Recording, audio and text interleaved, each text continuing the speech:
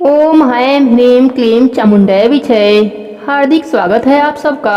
आज मैं आपको दुर्गा सप्तशती के 12वें और 13वें अध्याय की कथा सुनाने जा रही हूँ। प्रेम से बोलिए माता रानी की जय हो। देवी बोली, देवताओं, जो एकाग्रचित होकर प्रतिदिन इन स्तुतियों से मेरा स्तमन करेगा उसकी सारी बाधा मैं निश्चय ही दूर कर दूंगी। जो मधुकैटभ का नाश, महिषासुर का वध तथा शुंभ निशुंभ के संहार का प्रसंग का पाठ करेंगे तथा अष्टमी, चतुर्दशी और नवमी को जो भी एकाग्रचित होकर भक्ति पूर्वक मेरे उत्तम महात्म्य का श्रवण करेंगे उन्हें कोई पाप नहीं छू सकेगा। उन पर पाप जनित आपत्तियां भी नहीं आएंगी। उनके घर में कभी दरिद्रता नहीं होगी तथा उनको कभी प्रेमी जनों के बिच्छों का कष्ट भी नहीं भोगना पड़ेगा। इतना ही नहीं, उन्हें शत्रु से, लिटोरों से, राजा से, शस्त्र से, अग्नि से तथा जल की राशि से भी कभी भय नहीं होगा।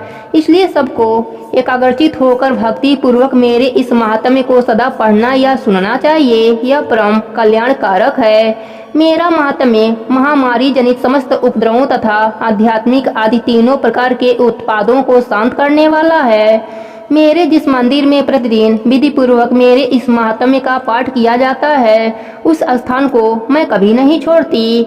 वहाँ सदा ही मेरा सानिध्य बना रहता है। बलिदान, पूजा, होम तथा महोत्सव के अवसरों पर मेरे इस चरित्र का पूरा पाठ और श्रवण करना चाहिए। ऐसा करने पर मनुष्य विधि को जानकर या बिना जाने भी मेरे लिए जो बलि, पूजा, होम आदि करेगा उसे मैं बड़ी प्रशंसा के साथ ग्रहण करूंगी।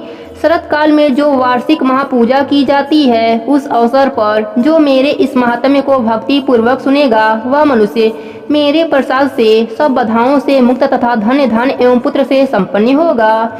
इसमें तनिक भी संदेह नहीं है। मेरे इस महात्म्य, मेरे प्रादुर्भाव की सुंदर कथाएं तथा युद्ध में किए हुए मेरे पराक्रम सुनने से मनुष्य निर्भय हो जाता है। मेरे महात्म्य का श्रवण करने वाले मनुष्यों के शत्रु नष्ट हो जाते हैं, उन्हें कल्याण की प्राप्ति होती तथा उनका कुल आनंदित रहता है। सर्वत्र शांति, कर्म में बुरे स्वप्न दिखाई देने पर तथा ग्रह जनित भयंकर पीड़ा उपस्थित होने पर मेरा महात्म्य श्रवण करना चाहिए।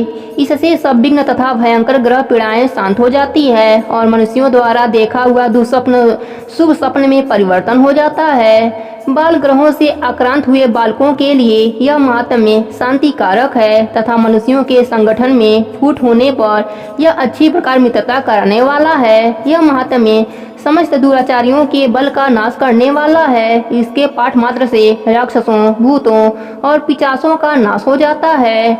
मेरा यह सब महात्म्य मेरे समीप्य की प्राप्ति कराने वाला है। पशु, पुष्प, अर्ध, धूप, दीप, गंध आदि उत्तम सामग्रियों द्वारा पूजन करने से, ब्राह्मणों को भोजन कराने से, होम करने से, प्रतिदिन अभिषेक करने से, नाना प्रकार के अन्य भोगों का अर्पण करने से तथा दान देने आदि से 1 वर्ष तक जो मेरी आराधना की जाती है और उससे मुझे जितनी प्रशंसा होती है उतनी प्रशंसा मेरे इस उत्तम चरित्र का एक बार श्रवण करने मात्र से हो जाती है। यह महात्म्य श्रवण करने पर पापों को हर लेता और आरोग्य प्रदान करता है। मेरे प्रादुर्भाव का कीर्तन समस्त भूतों से रक्षा करता है तथा मेरा युद्ध विषयक चरित्र दुष्ट दैत्यों का संहार करने वाला है।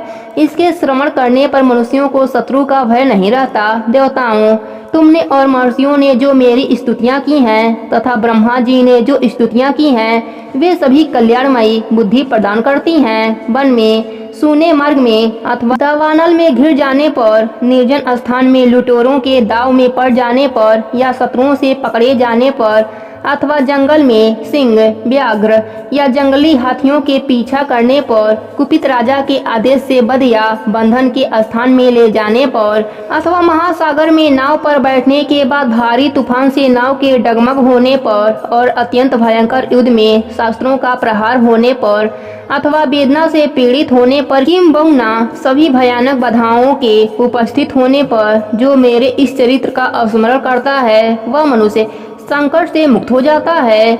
मेरे प्रभाव से सिंह आदि हिंसक जंतु नष्ट हो जाते हैं तथा लुटेरे और शत्रु भी मेरे चरित्र का स्मरण करने वाले पुरुष से दूर भागते हैं। ऋषि कहते हैं, यो कहकर प्रचंड पराक्रम वाली भगवती चंडिका सब देवताओं के देखते ही देखते वहां से अंतर ध्यान हो गईं। फिर समस्त देवता भी शत्रुओं के मारे जाने से निर्भय हो पहले की ही भांति यज्ञ भाग का उपभोग करते हुए अपने अपने अधिकार का पालन करने लगे।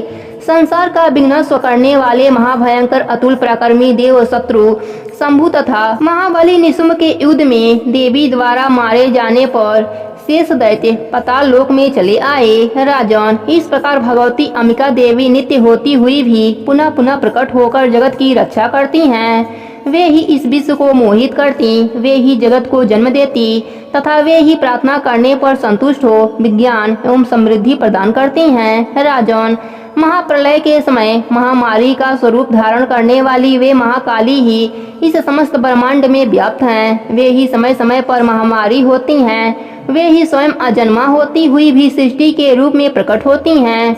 वे सनातनी देवी ही समय अनुसार संपूर्ण भूतों की रक्षा करती हैं। मनुष्यों के अभ्युदय के समय वे ही घर में लक्ष्मी के रूप में स्थिर हो उन्नत प्रदान करती हैं और वे ही अभाव के समय दरिद्रता बनकर विनाश का कारण होती हैं। पुष्प, धूप और गंध आदि से पूजन करके उनकी स्तुति करने पर वे धन, पुत्र, धार्मिक बुद्धि तथा उत्तम गति प्रदान करती हैं।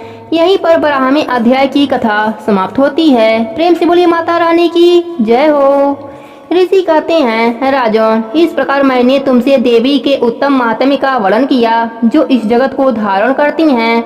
उन देवी का ऐसा ही प्रभाव है, वे ही ज्ञान उत्पन्न करती हैं। भगवान विष्णु की माया स्वरूपा उन भगवती के द्वारा ही तुम यह वैश्य तथा अन्याय विवेकी जन मोहित होते हो, मोहित हुए हो तथा आगे भी मोहित होंगे। महाराज, तुम उन्हीं परमेश्वरी की शरण में जाओ। आराधना करने पर वे ही मनुष्यों को भोग, स्वर्ग तथा मोक्ष प्रदान करती हैं। मार्कंडेय जी कहते हैं, मेधा मुनि के यह वचन सुनकर राजा सुरथ ने उत्तम व्रत का पालन करने वाले उन महाभाग महर्षि को प्रणाम किया। वे अत्यंत ममता और राज्यापहरण से बहुत खीन हो चुके थे। महामुनि, इसलिए विरक्त होकर वे राजा तथा वैश्य तत्काल तपस्या को चले गए और वे जगदम्बा के दर्शन के लिए नदी के तट पर रहकर तपस्या करने लगे। वे वैसे उत्तम देवी सूक्त का जप करते हुए तपस्या में प्रविष्ट हुए। वे दोनों नदी के तट पर देवी की मिट्टी की मूर्ति बनाकर पुष्प, धूप और हवन आदि के द्वारा उनकी आराधना करने लगे।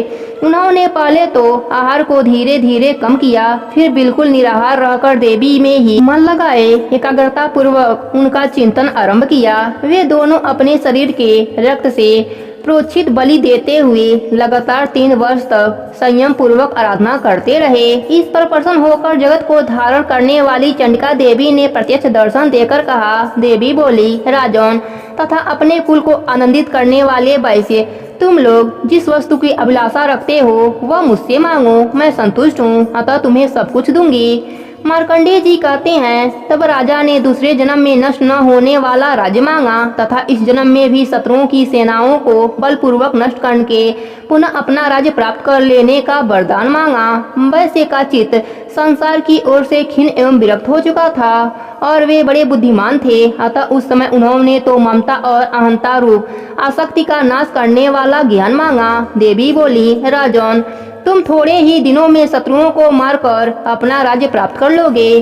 अब वहाँ तुम्हारा राज्य स्थिर रहेगा। फिर मृत्यु के पश्चात तुम भगवान सूर्य के अंश से जन्म लेकर इस पृथ्वी पर सर्वारिक मुनि के नाम से विख्यात होगे। वैश्यवर, तुमने भी जिस वर को मुझसे प्राप्त करने की इच्छा की है उसे देती हूँ, तुम्हें मोक्ष के लिए ज्ञान प्राप्त होगा। मार्कंडेय जी कहते हैं, इस प्रकार उन दोनों को मनवांछित वरदान देकर तथा उनके द्वारा भक्ति पूर्वक अपनी स्तुति सुनकर देवी अंबिका तत्काल अंतर ध्यान हो गयीं। इस तरह देवी से वरदान पाकर क्षत्रियों में श्रेष्ठ सूरथ सूर्य से जन्म ले सर्वारिक नामक मुनि हुए। यहीं पर संपूर्ण अध्याय समाप्त होता है। प्रेम से बोलिए माता रानी की जय हो, जय हो, जय हो।